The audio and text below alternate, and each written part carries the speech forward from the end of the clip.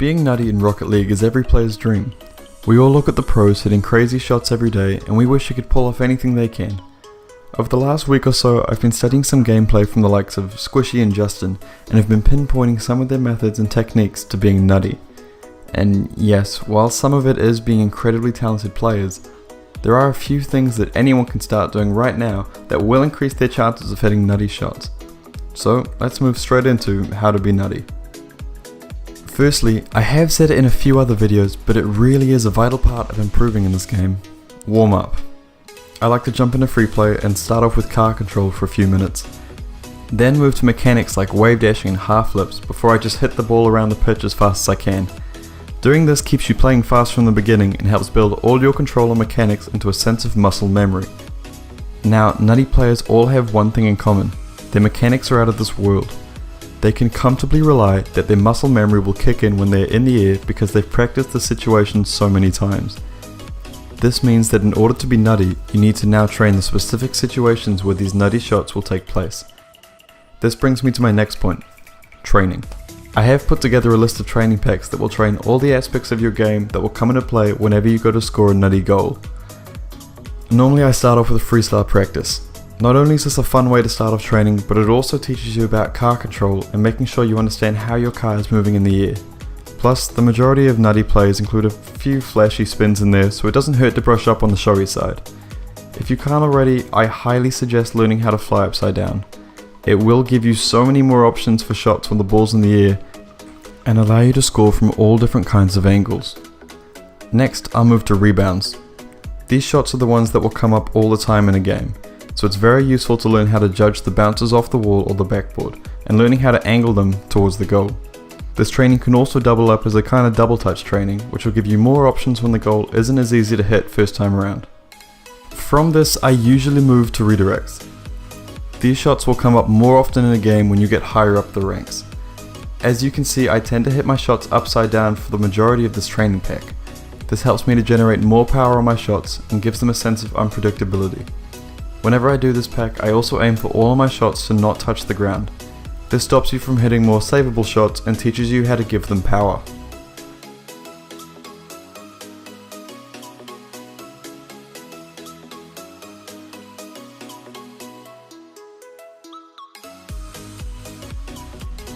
Next up is air dribbling.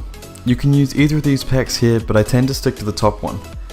Air dribbling is a bit more on the flashy side, but it's also very useful to make your way over defenders if you can pull it off effectively. Plus, it's one of the things everyone sees when they start the game and they wish they could do it too. Training air dribbling once again helps you with car control, but can also put you in good positions on the field to hit things like backboard shots or ceiling shots. So, of course, you will also need to train ceiling shots. These are getting to the flashier sides of being nutty now. Yes, a ceiling shot is a good way to throw off the defenders, as it's hard to judge when you're going to finally flip into the ball, but you have to actively be going for a ceiling shot. It's not often you just happen to find yourself on the roof. However, it is one of the skills needed to become nutty and will take you a long way if you can perfect it.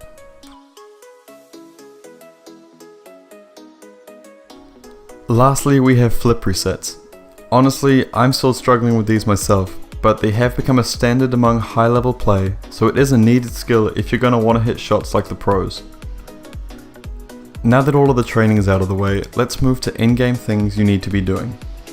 Firstly, you need to be playing faster. The faster you play, the more chances you'll get to make impact in the game. In this case, that's through crazy goals. I do have a tutorial breaking down how to play faster if you want to check that out. The link will be in the top right hand corner now, or I'll put a link in the description. Now, one of the things that stand out when watching the likes of Squishy or Justin play is their awareness. They can see what's happening on the field and know more or less where the player might take the ball and how the play will go. While I can't teach awareness, I can give you some pointers to put you in the right direction. 1. Go back and watch your replays. If you go over replays of games you've won and games you've lost, you'll start to see the times when you're conceding goals or you're missing the shots. You might find you tend to dive in when you're the last person back, or find that you aren't far enough up the field to help a teammate when they put the ball in the air for you. This is what you need to become aware of. In terms of being nutty, make sure you know where your teammate is at all times, just in case they put up the perfect pass and there's no one there to put it away. Number 2, switching between ball and car cam. You should constantly be switching between the two in order to get a better sense of where everyone is on the pitch. Knowing exactly where your opponents are will give you a better idea of where you should be placing the ball when you shoot to make it harder for them to save.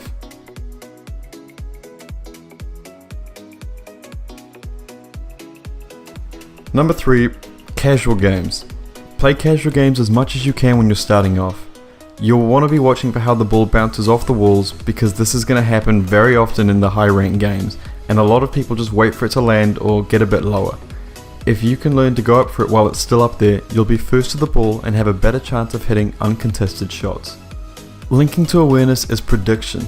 Always be looking 2 steps ahead.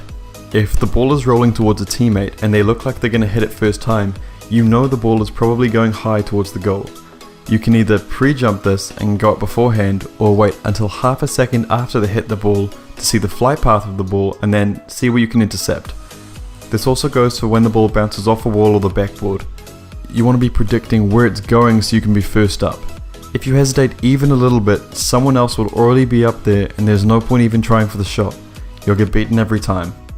Prediction is huge in the higher ranks. You want to dedicate a few games of casual every time you play to just go in and go up for the ball whenever you can. This will train your mind to learn how the ball will bounce off surfaces and get you into the habit of moving towards where the ball will be and not waiting for it to drop and hitting it on the way down. Lastly, always look to be improving your own gameplay.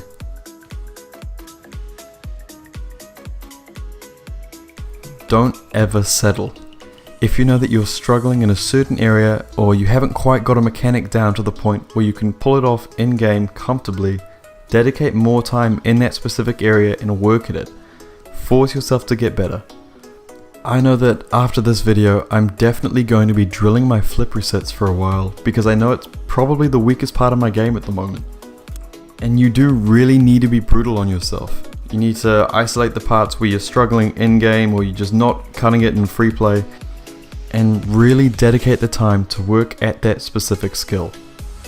It feels kind of cheap to finish this by saying, simply train and you'll be fine, because it does take a long time to get to the place that the pros are. But if you actively work prediction and awareness into your game, while constantly working on your mechanics, you'll see a huge amount of improvement when it comes to hitting the insane shots and overall being nutty.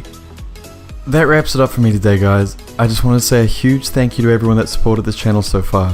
When I started this channel, I made it my goal to hit 50 subscribers by the end of 2018, and we've done that in just 2 weeks. I know 50 is small compared to some channels, but for someone who's studying full-time, working part-time, and then spending the rest of his time making these YouTube videos, having 50 people want to watch content from this channel is an amazing feeling. That being said, if you did enjoy the video, make sure to subscribe so you don't miss out on any future content. That's all from me. Thank you to everyone, and I'll see you next time.